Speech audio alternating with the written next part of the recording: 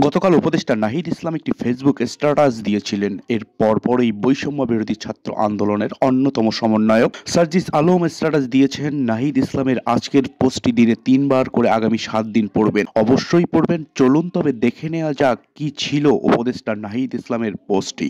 BNP মহাসচিবের নিরপেক্ষ সরকারের দাবি মূলত আরেকটা ১/১১ সরকারের গঠনের ইঙ্গিত বহন করে। ১/১১ এর বন্দোবস্ত থেকেই আওয়ামী ফ্যাসিজমের উত্থান ঘটেছিল। বিএনপি মহাসচিবের বক্তব্য সামনে আরেকটা ১/১১ সরকার, সংসদীয় সংখ্যাগরিষ্ঠতা ও নতজানু পররাষ্ট্রনীতির ধারাবাহিকতা এবং গুম, খুন ও জুলাই হত্যাকাণ্ডের বিচার না হওয়ার আলামত রয়েছে। ছাত্র এবং অভ্যুত্থানের নেতৃত্বকে মাইনাস করার পরিকল্পনা ৫ই আগস্ট থেকেই শুরু হয়েছে। ৫ই আগস্ট যখন ছাত্র জনতা রাজপথে লড়াই করেছে, পুলিশের গুলি অব্যাহত রয়েছে, তখন আমাদের আপোষকামী অনেক জাতীয় নেতৃবৃন্দ ক্যান্টনমেন্টে জনগণকে বাদ দিয়ে নতুন সরকার করার পরিকল্পনায় ব্যস্ত ছিলেন।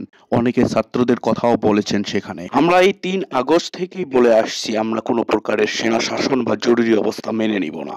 আমাদেরকে বারবার ক্যান্টনমেন্ট যেতে বলা হলেও আমরা যেতে অস্বীকার করি।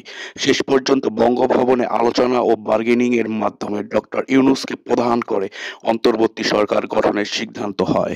আমরা চেয়েছিলাম ফ্যাসিবাদ বিরোধী রাজনৈতিক দলগুলো ও নাগরিক সমাজের সমন্বয়ে একটি জাতীয় সরকার। জাতীয় সরকার হলে ছাত্রদের হয়তো সরকারে আসার প্রয়োজন হতো না। জাতীয় সরকার অনেক দিন স্থায়ী হবে এই বিবেচনায় বিএনপি জাতীয় সরকারে রাজি হয় নাই। কিন্তু অভ্যুত্থানের পরেই দেশে জাতীয় সরকারের প্রয়োজনীয়তা সবচেয়ে বেশি ছিল। অথচ বিএনপি জাতীয় সরকারের কথা বলতেছে সামনের নির্বাচনের পরে। ছাত্ররা এই সরকারের এবং বিদ্যমান বাস্তবতার একমাত্র ফ্যাক্টর, যেটা ১/১১ এর সরকার থেকে বর্তমান সরকারকে সম্পূর্ণ আলাদা করে। বিএনপি কয়েকদিন আগে -2 এর আলোচনা করলেও এখন ক্ষমতায় যাওয়ার পথ সুগম করার জন্য নিরপেক্ষ সরকারের নামে আরেকটি ১/১১ সরকারের প্রস্তাবনা করেছে। এ ধরনের পরিকল্পনা গণতন্ত্র ও জাতীয় স্বার্থের বিরুদ্ধে যাবে এবং ছাত্র জনতা কোনোভাবেই এটি মেনে নেবে না, এবং আমি মনে করি এটা বিএনপির বিরুদ্ধেও ষড়যন্ত্র।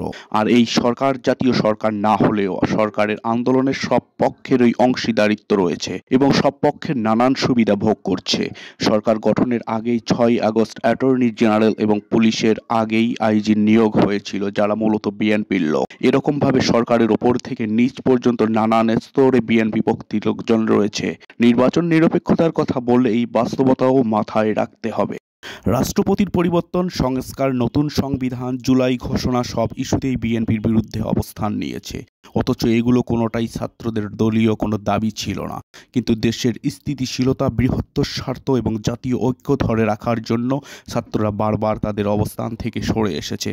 কিন্তু এর মানে এই না যে গণতন্ত্র বিরোধী ও অভ্যুত্থানের আকাঙ্ক্ষা বিরোধী কোনো পরিকল্পনা হলে সেখানে আমরা বিন্দু পরিমাণ ছাড় দিব।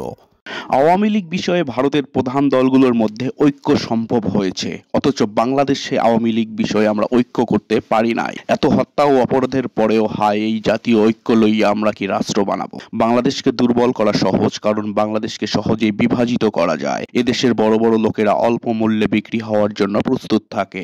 আমি মনে করি না সমগ্র বিএনপি অবস্থান গ্রহণ করে, বরং বিএনপির কর্মী সমর্থকদের বড় অংশই অভ্যুত্থানের আকাঙ্ক্ষার বাস্তবায়ন চায়।